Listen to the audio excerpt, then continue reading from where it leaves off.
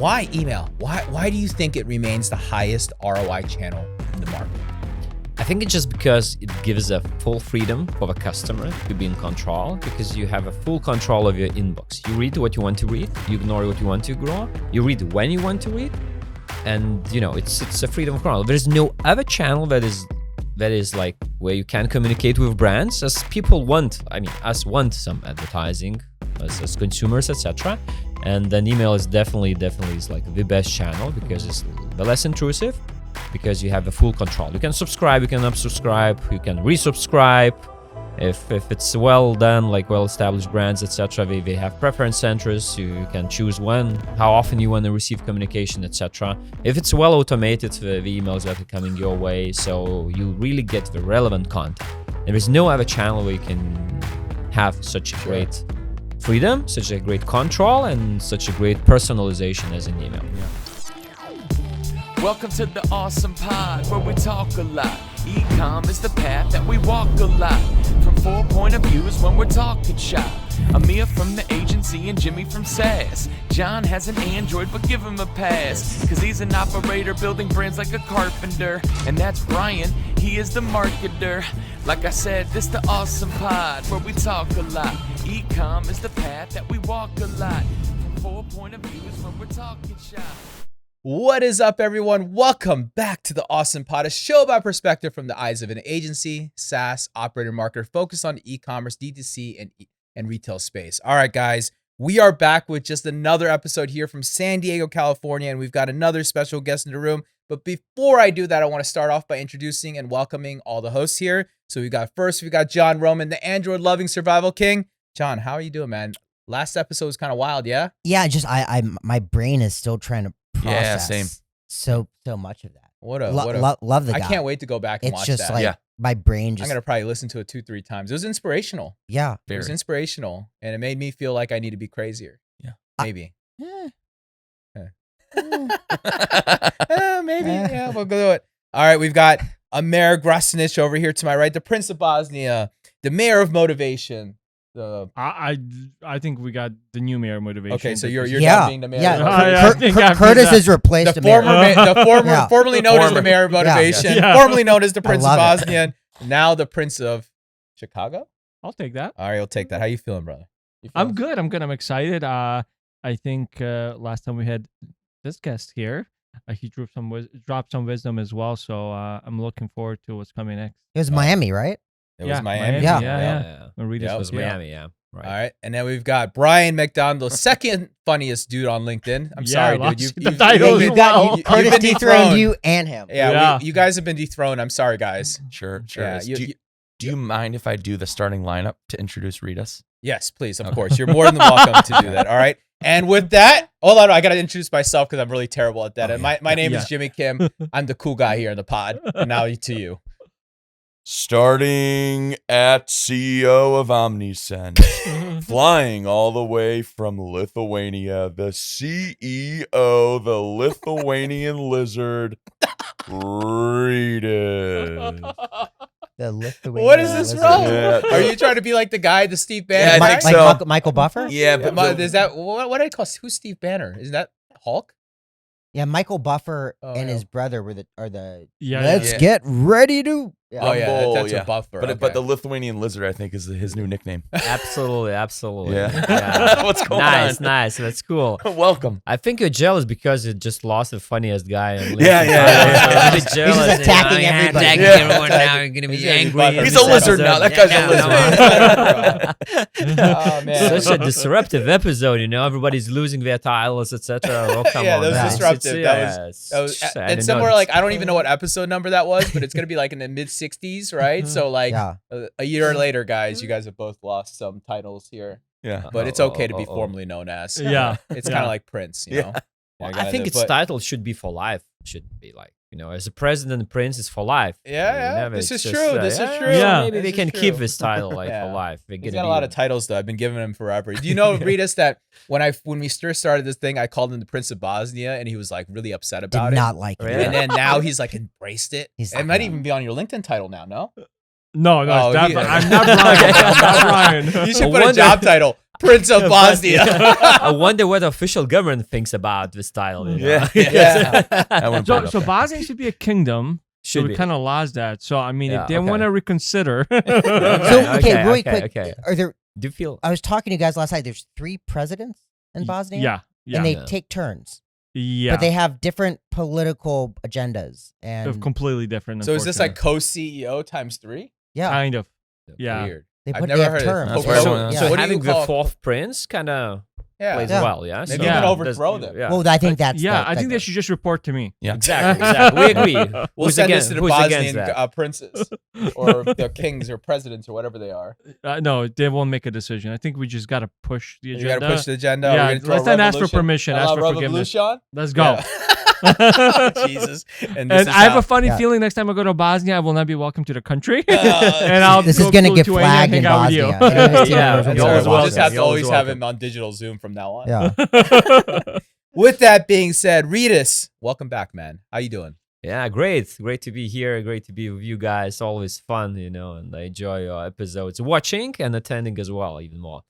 All right, awesome. Well, today, guys, we're gonna get a little tactical on this pod because I think that we go a little bit of each way, and today we decided that we're gonna go and get a little bit tactical around a lot of things. But first of all, I want to start by congratulating you for an amazing year at OmniSend this year. We've been working together. You've been a sponsor of this pod, but you've also given us an inside view on a lot of the things that you guys are doing, working on, and it's been incredible to watch kind of the rise and the name going out in the market, and we continue to have that. But I want to jump right into the meat and potatoes of this episode, man. I want to jump right into this thing and start talking about this. And I want to kind of go into email because, look, you guys know I love email. You guys know I obsess over email. Right. And I think that is one of the biggest things that I love, and it's been a big part of my career. And, for Rytis, same thing for him too. There's a love for email, and that's how we've connected very well between the two of us. But why email? Why do you think it remains the highest ROI channel in the market? I think it's just because it gives a full freedom for the customer to be in control, because you have a full control of your inbox. You read what you want to read, you ignore what you want to ignore, you read when you want to read, and it's a freedom of control. There's no other channel that is like where you can communicate with brands as people want. I mean, us want some advertising as consumers, etc. And then email is definitely is like the best channel because it's the less intrusive, because you have a full control. You can subscribe, you can unsubscribe, you can resubscribe.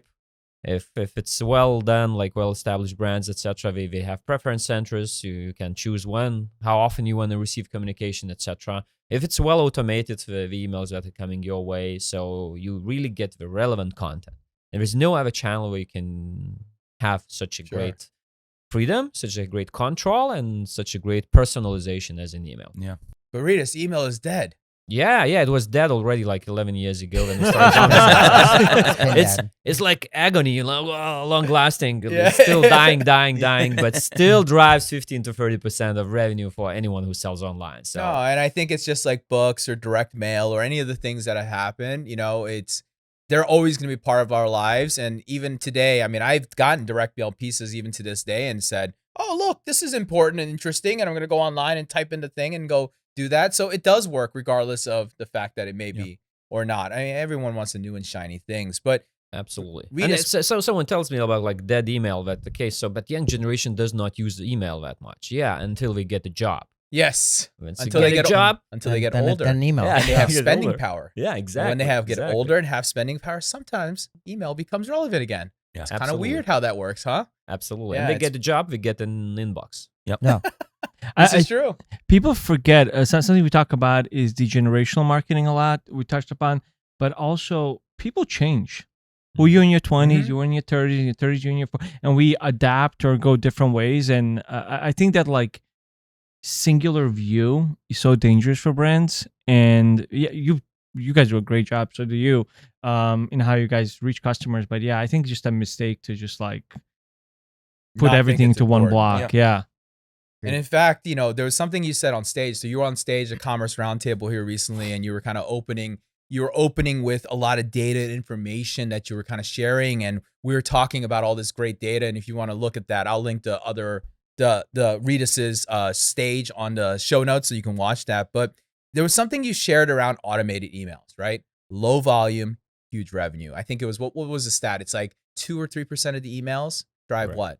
37% of 37%, like orders, yeah. 2% to drive 37%. Yet we're focused on the 98%, which is what most marketers do. And that's why we wanted to get tactical on this pod. Tell us about that, man. Why are they so powerful? Really quick, just to clarify. So when we're talking about the automation emails, you're talking just regular flows, Welcome automation. flow, abandoned cart flow. Yeah, browser flow. absolutely. Okay. So his Yeah, data once, shows yeah. 2% of emails Of are traffic, automated yeah. through a flow, but it drives us 37% Which of makes revenue, sense. which Yeah. is crazy. Yeah.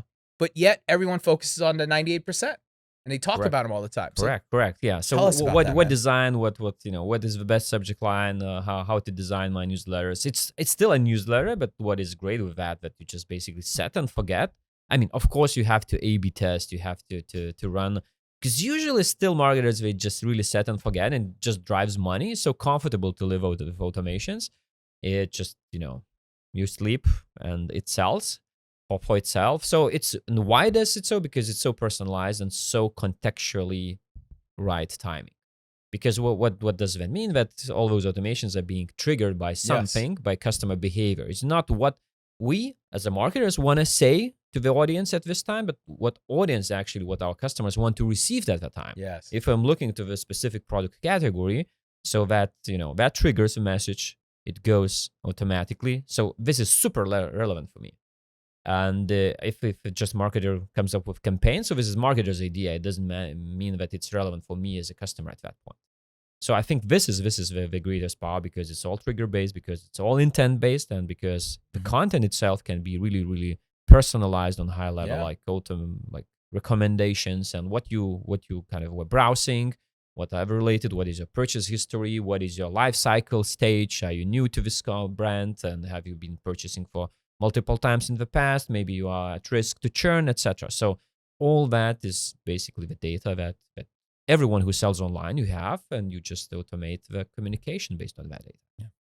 And I say often, like when people talk about this, is like, people talk about the magic word personalization, right? That is the magic word. It's a buzzword. It is. It's like AI agents, cloud. I mean, there's been so many buzzwords in the world, but truly personalization starts with behavior and intent, which is really in an automation side of things. Yet many founders and operators and marketers, they like to think about automations as a set and forget thing. You kind of mentioned it right there. What do you think the biggest misconception is here? Like, why do people think that they can just set it up and walk away? Like, why don't they think about it more and realize that the revenue, is it like a lack of data? Is it a lack of understanding? Is it a lack of awareness? What do you think it is? I think it's super comfortable. Look, so if you know that you have to send a campaign today, you're gonna make a campaign, you're gonna design, you're gonna write a copy, etc. And here you see reports, it just works. Out of sight, out of mind. Like it's Absolutely. it's working. Is it also, do you think, because like, okay, so John, who's the CEO of BattlBox, or Brian over here, you guys don't get the automation emails ever, because you guys only get the campaigns and that's all you focus on. The out of sight to out of mind thing that you just mentioned may be related to that. I think 100%. So like we forcefully go through those flows ourselves, right? Yeah. We trigger them because we need to see, and it's wild. We'll go through one and, man, this copy should have changed this 6 months ago. Yeah, it's bad. It's bad. It's not. It's just not relevant in the Correct. same. It's bad then. It needs to be updated. Yeah. So yeah, I think it's exactly that. Out of sight, out of mind. The operator, the marketer isn't getting them. They're maybe at best just seeing the ad hoc campaign, right? Yeah. That was my biggest lift when I first got to Omas too, because they set up all your standardization, templates, right? That an OmniSend or a Klaviyo would recommend, or a Shopify would recommend. And that was the easiest lever I think anyone can pull walking into a business for the first time, getting hired somewhere for the first time, is looking at the automation flows is probably your biggest immediate lift that you can make in like week one of starting a new job in a CMO role, or, an email marketing role. That's literally was the first thing I did walking into Omas. And I think we did an extra almost $1 million the first year. Just by fixing their email. Isn't that crazy? Such Just a email. Simple thing. Yeah. And because email is really such a strong percentage of your overall revenue. There's only two pieces of revenue really, right? You've got your paid acquisition or your organic acquisition and all that stuff that's happening. And then you've got your retention acquisition, which is what really email is driving. Mm-hmm. All right. And they kind of merge a little bit together too, because acquisition and email is supported through welcome flows and different places that you've got to think about. And without one, you're missing out on the other. Yeah. And it's something that I think people forget quite often. And to your point, John, I mean, you guys do a good job at your business kind of thinking about it, but not a lot of businesses do that, you know? And the second part to that is like, it's not bad copy, but I'll tell you one thing. Like I always joke about this with my team too.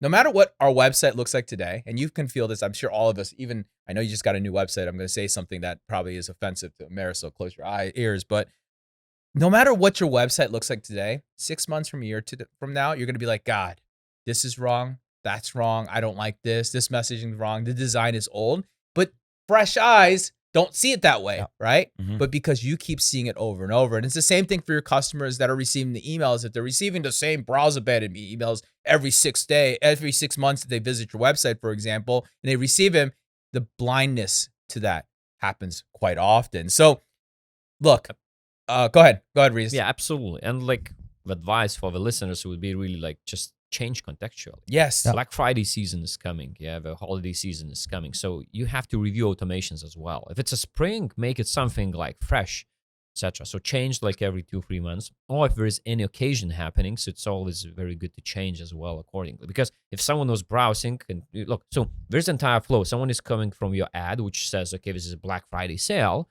Let's say it's a paid ad, yeah. So they're subscribing to your email. They start getting the welcome flow, and it has to be related. Yeah. If it's not, so just do what you say, because we set and forget. So it still works, but if you contextually, adjust it, and then it creates the very smooth feeling for the flow for the customer. So that what works and converts the best. Yeah.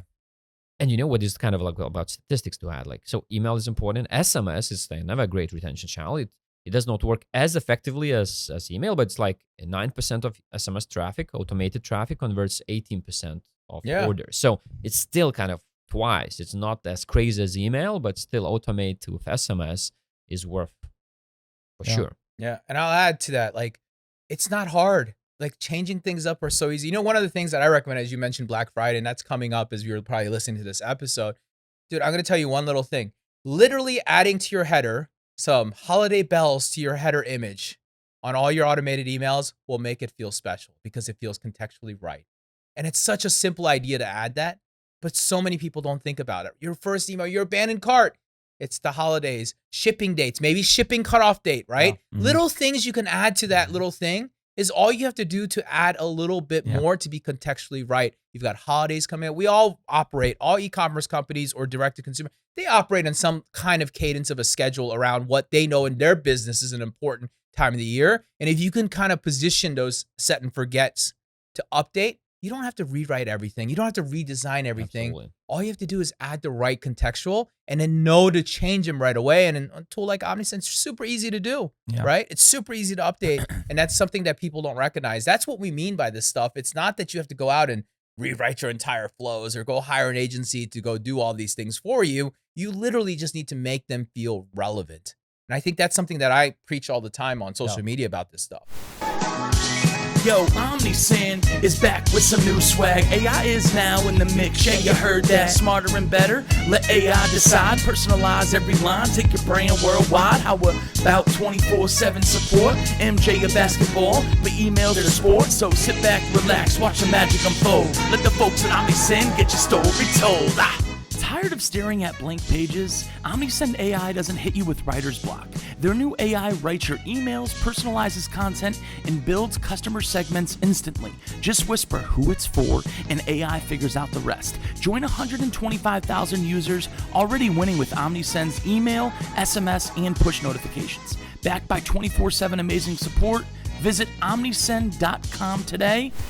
With that, Rytis, we were looking at 41 billion emails, data around that. Bless you for sending me all this data because I love data. I love dissecting it. I love looking at it. But you know what? There was only 3 automations that really made up for the majority of the dollars. And they were welcome, cart, and browse. Tell me about that, man. Correct. 87% of revenue, automated emails revenue is coming from those three. That's it. That's wild. But there's very like two-sided thing. Yes. And yes, I know we published this report and we stated this, and after some time I was like kind of reviewing myself and thought, okay, so what is chicken and what is egg here? Yeah. So is it like drives the most because they are the most effective? And yes, they are the most effective. At the same time, they are the most used automations. So just the brands doesn't use enough of automation. I think like great brands, we have 15 to 20 automations.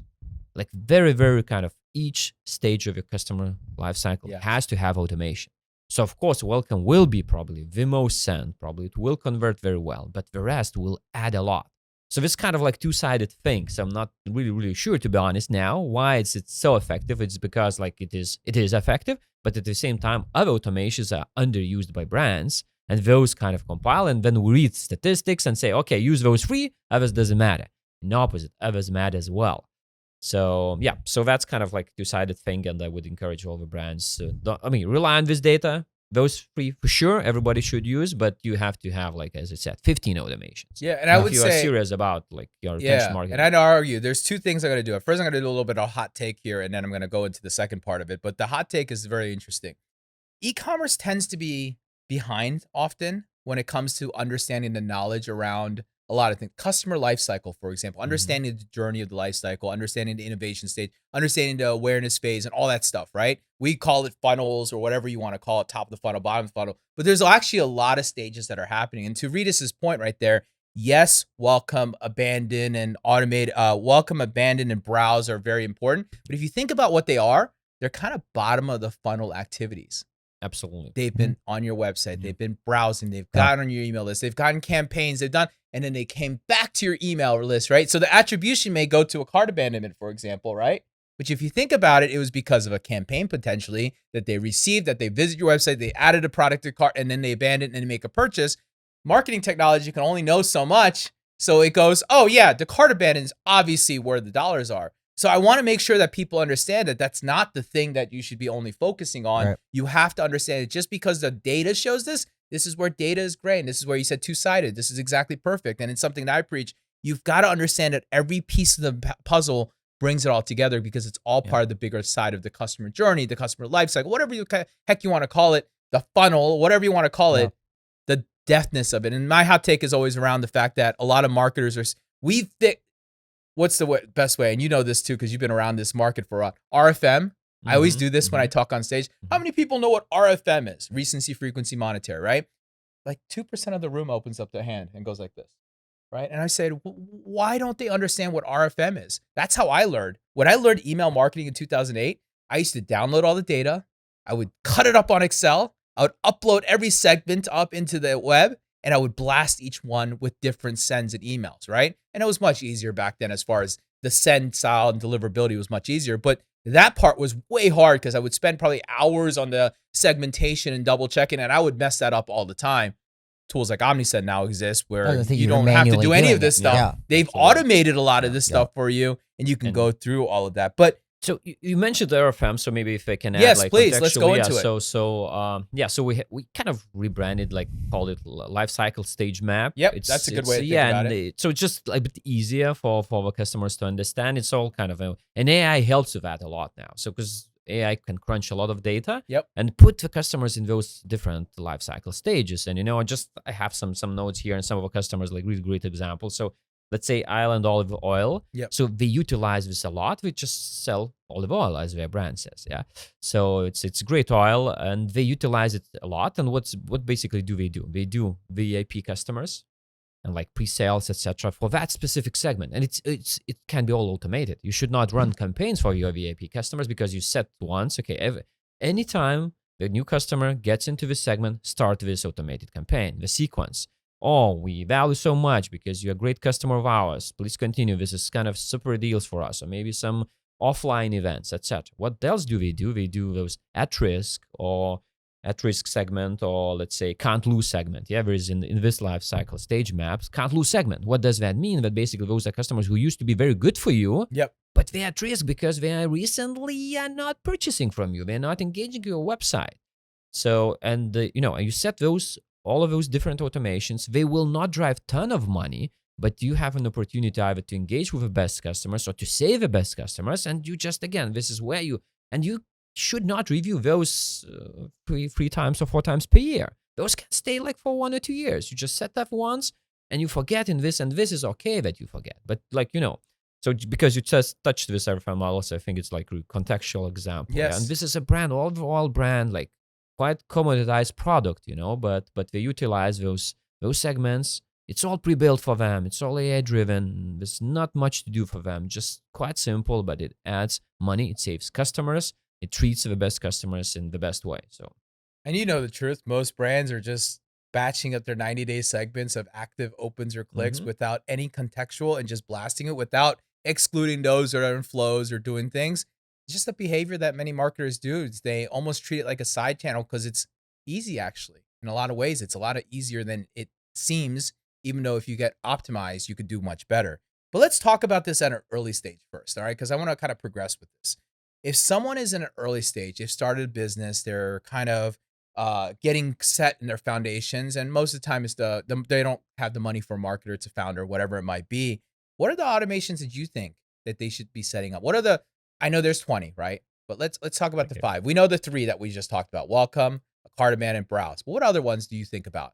Yeah, so I would say kind of post-purchase is super powerful. Yes. So it's usually we do not convert immediately, but they show that you care about the customer. You share like, and this is kind of okay. So thank you for purchasing. We have dispatch a parcel, reviews. Leave us a review, or just and reviews could be different. Like so kind of. So you just see that you ask for the review because it creates value for you as a brand further. But at the same time, what is real satisfaction of it? Yeah, and it's the best if you connect it, let's say, to your support. And if someone leaves a bad review, what basically you have a second chance. Yep. It's you can publish it, you cannot publish it, you can make it private, etc. But when you reach out to the customer, I see you don't like the product you received. Yep. What's wrong with it? Yeah, is it the product itself? Maybe the delivery experience was bad, etc. And you can convert unhappy customer into happy customer. You give yourself a second chance. And usually, like there is some kind of statistics I potentially have heard about this, that the happiest customers are not those who faced no issues with you and your brand, but those who faced some difficulties and you fix it very fast. That's how you responded to the problem. Yes. Exactly. So that's what I would say. Like another super powerful, like the best engagement is back in stock. Not sure if you guys do this, but you should be doing if you don't. So back in stock, because and you always keep your products on your store. They are visible. It's good for SEO, etc. But sometimes, okay, it's out of stock. And we as the customers always face it. I need this. I found it at Google. I'm happy. I'm going to purchase it. It's out of stock. Okay, so what shall I do? But they trust this brand. They still want to buy from you.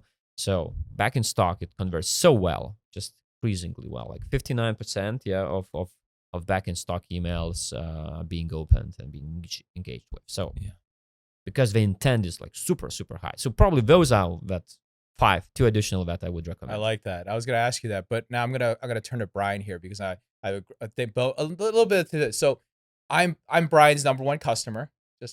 I'm number 1. Yeah, you're up there. I'm getting up there, right? There. I like to think of that just because I've got That's a hefty small discount, dogs yeah. with large appetites. Yeah, That's the way I'm going to look at it. But we're going to drive into this in a second. And last year when we started hanging out and talking, I gave you guys a tip that made you guys more money and so forth.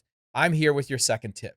So Adam, if you're listening to this is his second tip. Here we go, because I am a customer and I get emails. But you know what happens every month when I subscribe? My subscription renews every 6 weeks? I get a welcome to Oma's email every 6 weeks. Nice. Wait, Problem. what? Every 6 That's not weeks. good. That's not. Thanks for telling me now. Well, I'm telling you now on the pod because I want to give you guys something to do as you're making your switch to OmniSend. You're talking about it. This is a perfect time to reset this thing up, right? I'm a loyal customer who's spending a lot of dollars and money.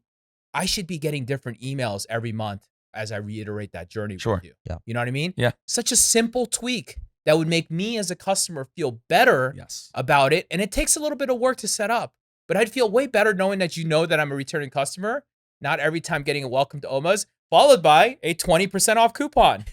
That actually happens, Brian. Right?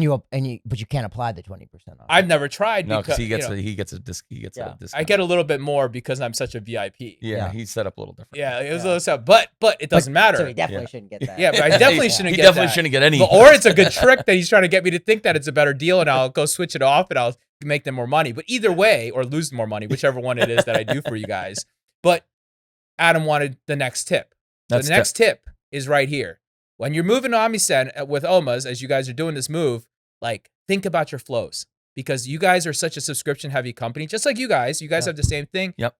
A lot of the thing about customer journey, especially in a subscription company, is to create the experience for the user, right? And you want to create the experience that you as a company know who I as a person am, regardless of if it's automated or not. We all understand it's automated, but it feels much better when you know that we're not just getting the same email. So literally getting the same email. Well, I know you're making moves and you're making things and shifts and you're doing stuff. Yeah. But so I guarantee you, by making some of these shifts, you would see a lot better outcome, even an upsell thing. And second part to that was you aren't offering me an upsell. Yeah. That's also a thing. A product recommendation. Guess what, Brian? You know what I don't buy from you guys that I should be buying from you guys? Treats. Treats. But I never get emails about treats. I only get email about food and why I should eat more food. But my dogs are eating 400 pounds of food every 6 weeks. I don't need more food. But you know what I do spend other money on that my wife spends everywhere else? Treats. Yeah. Well, we should be buying treats from you. Should. Yeah. So that's it. And so to And you, you can automate it easily. Yeah, Just that's because what I'm saying. the trigger is so obvious. If Yeah. someone bought food because you have category, so bought food, the product is in food category, initiate this campaign, automated campaign, Yes. which upsells treats. and then I go right to Yeah. John because I have notes on this because Okay. I was thinking about it, like talking about this. Same thing for you, John. I've been a BattlBox customer for what, 12, 13 months, 14 months. Man, I don't get any emails about your Battle Warehouse except for these special offsite things. But like every month I renew, I should at least be told, hey, my BattlBox subscription, you guys are sending the same products out to everybody. I should get what else I can go buy from the Battle Vault. Yeah. Is that what it's called, right? Battle Vault. What do you guys call it? Battle Vault? Yeah. That is complementary to what you added on the box. Or maybe a few days before, I should get an email that says, why don't I add a couple things that are going to be complementary to that box? So we've gone back and forth on this. Yeah. It's interesting you're calling it out. So we have that, but we have it based on engagement triggers. So it's not going. But to I open everybody. every email and I click on every email, Then believe you- it or not. Then you should be getting Oh, maybe there's a technology problem there potentially. possibly. Oh, I'm just saying. Just Yeah. saying. Yeah, you should. It's all based on engagement. Yeah. triggers. I'm not trying to pick on you guys. Yeah. I'm just giving you guys tips. No, everything. Make money. Just- No, when publicly, Yeah. I hope you're gonna invite me to the next episode. Seems it's like straightforward, the new guys, you know, it's because of the topic. But you know, Like, and I do this because I want you guys to make more money Yeah. and do better for your customers. But I see it on both of you guys. You know, I'm on both your lists. On my personal email that I try to avoid getting all the emails from, right? I have all my spam junk boxes that I have out there in the world, Yeah. but these are personal emails. So I look because I care and I want to see it. So, you know, when you said this to me a couple weeks ago, Adam wants the next tip because the first tip was easy. It was send more emails. It was a very easy tip and put it triple his revenue or whatever on email, right? The next tip for you is also add SMS. Yes. I mean, God, you guys need to add SMS so bad. Yeah. So bad. Sales tax stress, let Kintsugi slide. AI in your pocket, now enjoy the ride. 9 hours saved, that's time back and play. No tax guy needed, AI clears the way. Errors cut deep, not with this plan. 98.3%, my man. Click once, integrate, white glove, you'll see. Mention awesome, get 3 months for free. Sales tax headaches? Kintsugi AI turns tax chaos into something beautiful. The smart AI monitors, files, and optimizes your sales taxes automatically, saving customers 9 hours monthly while cutting errors by 98.3%. No expensive tax guy needed here. One-click integrations and white glove support. Mention awesome for 3 months free at trykintsugi.com.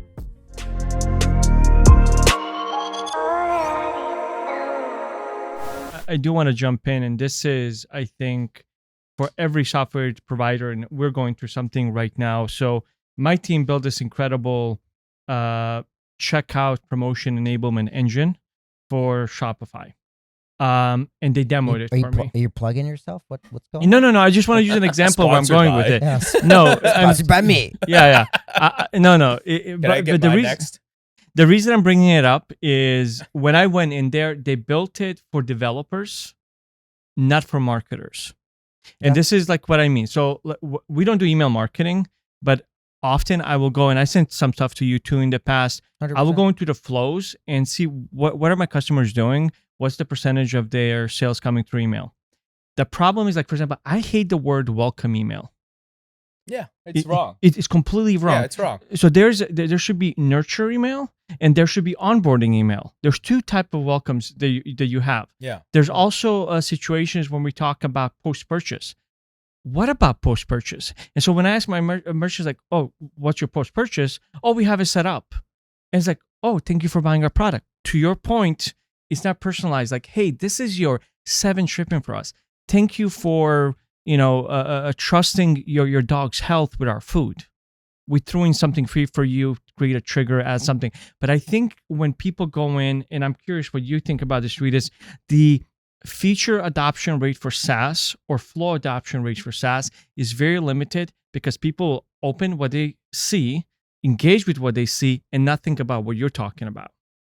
And I think there's a responsibility for marketers to take a step back, but then I think there's also responsibility for SaaS when we're building product to recommend and guide and be a reminder how to maximize the value of the SaaS platform. This actually, like when I got introduced to OmniSend by a merchant, they exited, it was called Darkside Toys, and he took me in there, and I was like, holy crap, this is perfect for brands because you don't have to think about these things. It's templatized. There's a lot of these things that if you sit down and go step by step, you set everything up, and then just about reminding yourself to revisit the numbers and see it. But yeah, that's why I wanted to like, we have to look at this from multiple angles. It's not just about shoving it and No, Yeah. of course. yeah. So I want to, because this is such a good, this has been a tactical one Yeah. so far. Yeah. I want to go back to some of the ones you said. So we were talking about the obvious 3, the next 2. Such a game changer on the after they've received the item. So we do it's pure internal, but we send them basically to get an NPS, right? We Yep. want to put us Perfect. 1 through 10, and the question's the standard. Would you refer to someone else? But using the traditional promoter score, 9 to 10, promoter, great. 7, 8 is neutral, but 6 and under kicks a ticket to our CS team to engage because you're right, it's an opportunity. Perfect. That's perfect. What's that? I've never seen this email.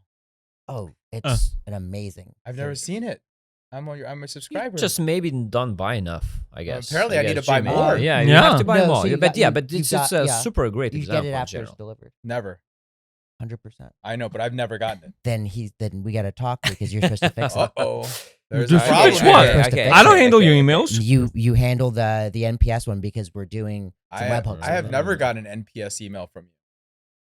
All right. Okay, This is let's too- purchase Yeah. now. Let's purchase. just do it. Like, pull up his profile. and Yeah, Yeah, come let's- on, He's let's- please. okay. Yeah. Like, live I've shopping never. now, so let's do live Yeah. shopping. Yeah, but nobody's presenting, yeah. but let's. So I'm pulling up your profile. Okay, 'cause we still have Yeah. time a little I've bit. never seen this Yeah. before. Either Alright. I'm banner Okay. blind to it because I've never seen it, Well, but I've never seen an NPS email from you. Maybe you kept evaluating. Kept evaluating at 5. 4. But this is a great example. Look, so guys. This is Yeah, great, but that's though. great. We can Just test. We looking- can yeah, test. But yeah, looking this for is a that. super great example. Yeah, so it doesn't matter BattlBox does, Jimmy receives or not, but like it's a super great piece of advice for anyone who listens or watches. So- and yeah, really quick, another one I bet if you were going to do Yeah. 6 was probably like what's the right word where someone hasn't bought like a win back. Yeah, win yes, back. Yeah, yeah. Yeah. Absolutely. I mean, those that, and usually how marketers think about those win back. Usually they do campaigns. Yeah. Marketers do campaigns. Yeah, Exactly. they segment their group and people who Exactly. did this, and they do win back. That's exactly. correct. And then create each time customized email, customized design, customized copy. But again, lifecycle stage map, it can do it automatically. If there is that risk, and even kind of not waiting for 1 year to try to win back, because usually those campaigns are like super inefficient. I mean, Mhm. you it's do a waste win. of time in most Yeah, cases. exactly. You do win a little bit, but just a small fraction. But if you rely on live stage map, it's all automated. And then just whenever customer is becoming at risk, you start the campaign, automated campaign. I mean, start the automation flow. And what is else I would like to emphasize, usually in the automated campaign, you should be sending more than 1 email. And like referring to what you mentioned about welcome, yeah, that's a good idea. Maybe just the market calls it welcome. Yeah. So Yeah. it's sometimes you have to stick to the Yeah. like I learned that lesson a terms. long Yeah, time ago, yeah, too. exactly. Terms that the market loves to and is used to use. So you cannot be too creative with whatever you call, because when people it says you don't have this feature, I need to switch to someone else.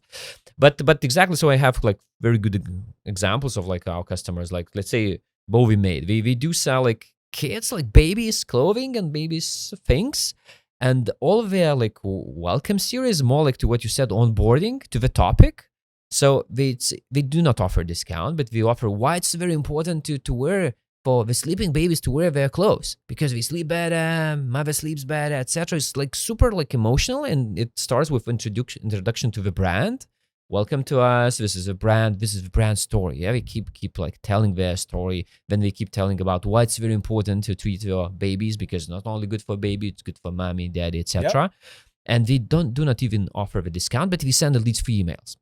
So it's an entire sequence because you keep engaging with customers. Yeah, someone subscribed already, but you just usually what marketers do, there's just like boom, single email, 20% off, come and buy. That's good. It works. But I would encourage you, if you sell online, to try another way as well. Just tell the story to start building the emotional engagement with a customer. Because what we see, like for the brands, there is so much noise, and then basically people keep buying from the brands they love. It's kind of practical thing. Discount is great, but emotional is equally important, or I would say even more important. Yeah. And that's time. It's also a lot to do with timing too, right? To your point on win-back, for example. Here's an example. Win-back happens for marketers because they're in a place where they're trying to catch the customer when it's too late in their journey. Mm-hmm. And usually what happens? Okay. You lost them already. It's already too late. Exactly. Usually what happens, there is like a CEO, John sitting with his marketing, says, oh, our email efficiency is going down. What's wrong? We have such a big list, etc. And it's less and less engagement, etc. And the marketer says, maybe, we have so many inactive subscribers in our list. We should run a win-back campaign. Yeah. That's usually what happens, and okay, let's do it. Now I'm busy for 1 week. I'm running a win-back campaign. Yeah. But this is a bad approach. It's a wrong approach. This is where automation needs to happen. And you need to understand and set the trigger behind it's the right timing, the right context, and adding AI-driven recommendations. So the like Omnisend or other tool just adds like contextual adds the product to promote in that for that specific customer, not what marketer wants to promote, but what could be the most relevant for that specific customer who's at risk to churn as an active subscriber. Competitor data, right at your fingertips. That's what Particle has, so don't think of it. Genie in a bottle to grant you a bigger wish. Hungry for more, they'll serve food on a bigger dish. Provide an AI analyst for all the trends. Stop guessing, start winning, let them be your friend. Track retail sales to your advantage. They're a genie in a bottle, your wish is granted. Are you tired of relying on guesswork when it comes to pricing your products or understanding your competitors? Meet Particle, the AI-powered data platform built for modern e-commerce brands. With Particle, you'll get real-time insights, competitor analysis, and pricing intelligence. Whether you're scaling your D2C brand or optimizing your strategy, Particle helps you make smarter decisions faster. Check out particle.com today and tell them Awesome sent you.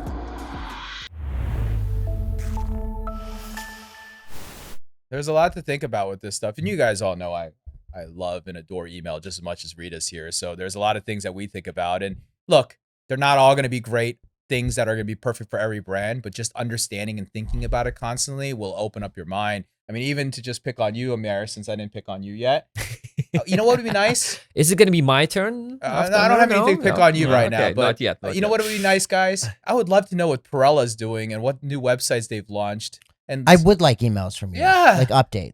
Even if you have a small client base, it'd be really nice to have, understandings of what's going on within Perella, maybe some new things you hear, maybe this new checkout product that you've talked about that you've plugged into my pod here and without paying for the sponsorship, But the reality is like, no, seriously, like, dude, you guys launched Omas. Omas is badass looking. You should tell your clients, it doesn't matter if there's only 100 people on your email list.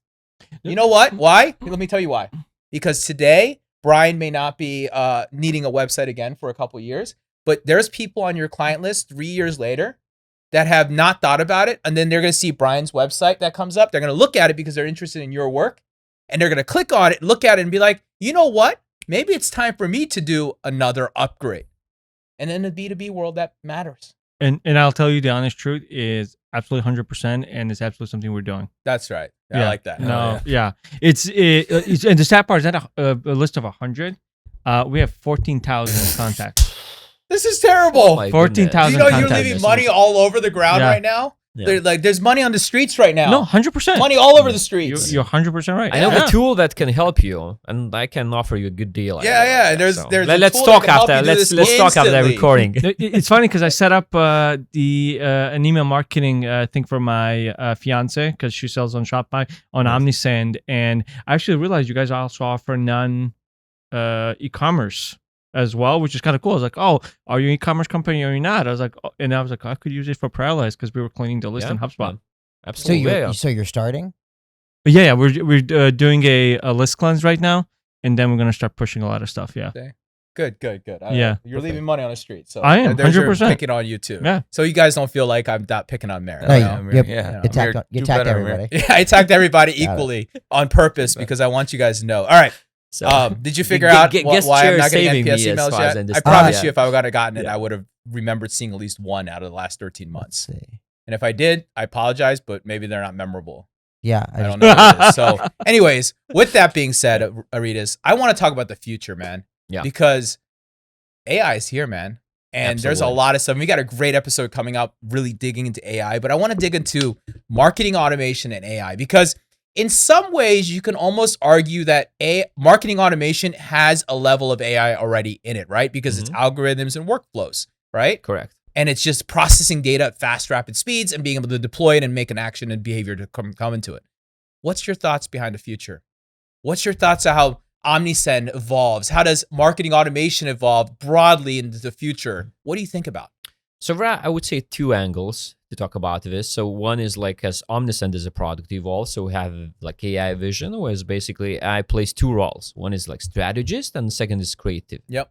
So the strategy role is really to recommend Brian for John, you know, when we identify or like Omnisend AI identifies that you are underutilizing, let's say, the automations. You don't do this, maybe this, or like the same ENPS. Yeah, you have this flow, but maybe it's not being sent to every customer Right. for whatever reason. There's maybe some kind of small minor mistake made in the conditions that you set up, and it happens. I mean, all we are humans, and we see, okay, it works, it's super good, but for whatever reason, Jimmy is excluded to this. Yeah. So the AI would find that and say, hey, Exactly. AI Yeah. just analyze whatever you do, however you use the tool, and suggest you, look, we spotted this, that for whatever reason, just half of the customers who purchased receive this automation. We don't know the reason, maybe AI doesn't know the reason, but AI spots it for you and says, maybe you have to look at it. The next step, AI maybe can identify where the problem is and then offer you, would you like me to fix it for you? Of course, we still believe that marketer, the brand owner, has to be a boss. So we don't believe in like the black box AI that I'm going to say, okay, do my email marketing. Yeah. Right. And I'm happy with whatever happens next. But like, you know, identifying what you guys do, what you guys don't do, like being a marketers, brand owners, and suggesting you. So this is the first big step. And we start already doing this with forms, let's say the forms, and with automations as well. So there's already in beta, and it's going to be live soon. Exactly that. You know, we identify where you underutilize, where you leave money on the table. Of course, you have to have plugin Omnisend, yeah, and working and data sync and using already if you don't use it yet. So we will not recommend it. So that's I think the great power. The second power is really that it will help you to create, but we believe that kind of is a secondary thing because it's easier for the market. Yeah, just to better design, to write a better copy. It's already, again, there are a lot of like assistants already in Omnisend. It helps you with a subject line. It helps you with a copy inside. It helps you with a design a little bit. It's just contextual. But the real power is like with you know, that strategist part. And like that life stage cycle map that I have already mentioned, or life cycle stage map, it's all AI driven as well. Yeah. So basically, it analyzes your customer behavior and then it puts your customers into predefined segments. So I believe that's the future, and of course it's going to be more and more, but it's just going to make your life easier. Not removing like the creative part, not removing the critical thinking for you, but just suggesting.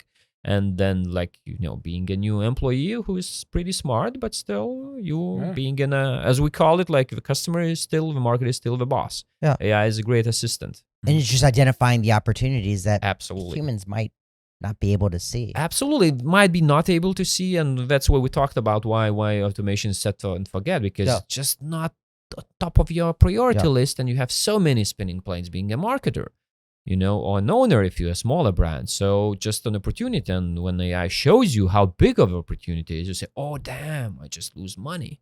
Yeah. Yeah, and that's what convinced me to pay a little bit of more attention to this.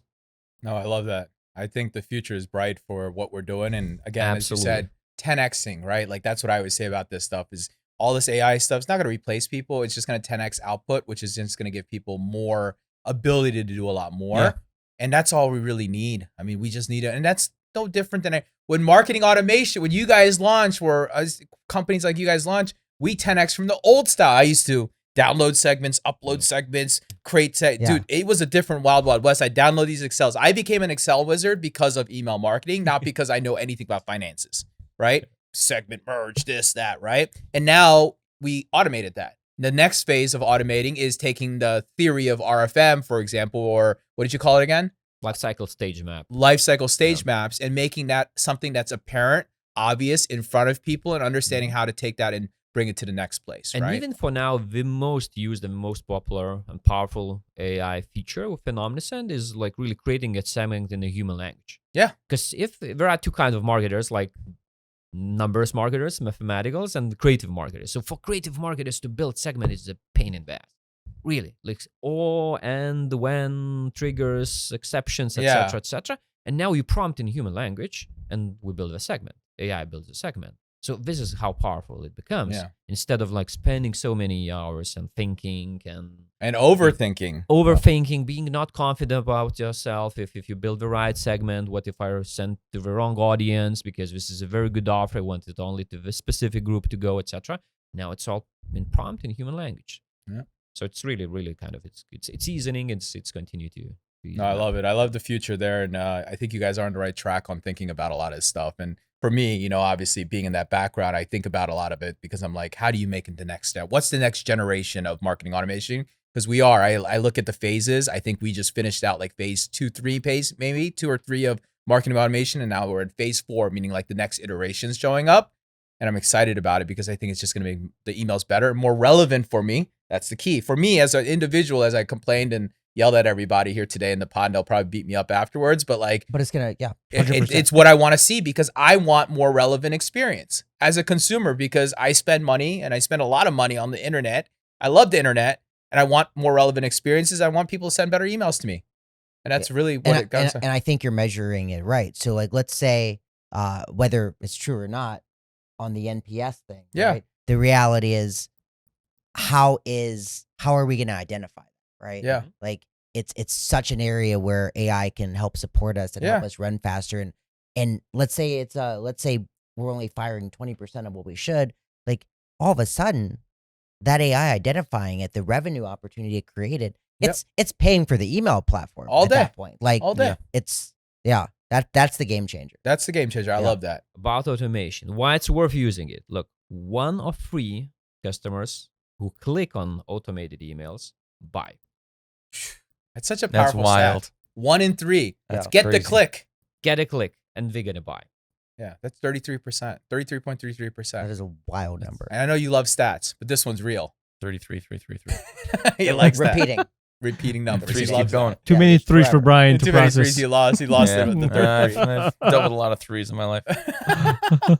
With that being said, Rytis, thank you. First of all, thank you for being at the Commerce Roundtable, obviously speaking there, the sponsorship on the pod, being a great friend, being a great partner here, and of course, being on the pod and getting tactical with us and sharing to the audience things that you need to be reminded. As founders, sometimes it's really hard to forget because these are in the weeds. If I didn't love email, like we wouldn't be talking about email very much, right? But the reality is it's accumulating for 20, 30%. Who says email is dead? Like, do people say People that? still say it. The latest chat bot, the newest AI bot, the SMS guys, these guys, push guys, email's dead. And it's the easiest thing to pick on because it's like the largest thing, right? It's the you pick on the player. the Goliath in Yeah. the room. You want to be David. That is the most established thing in the market. But the reality is, just like direct mail is not dead, email's not dead, SMS is not dead. They're all thriving and growing. And even on, again, the link that we'll throw in there to look at the data, you'll see it's very relevant, very real, and it still makes you lots of money. Yeah. So with that being Absolutely. said, guys, Rytis, thank you for being here. Thank you so Forge. much. Pleasure. Yeah, for John Roman, Brian McDonald, Amer, my name is Jimmy Kim. Thank you for listening. We'll see you next week. Welcome to the awesome pod where we talk a lot. Ecom is the path that we walk a lot. From 4 point of views when we're talking shop.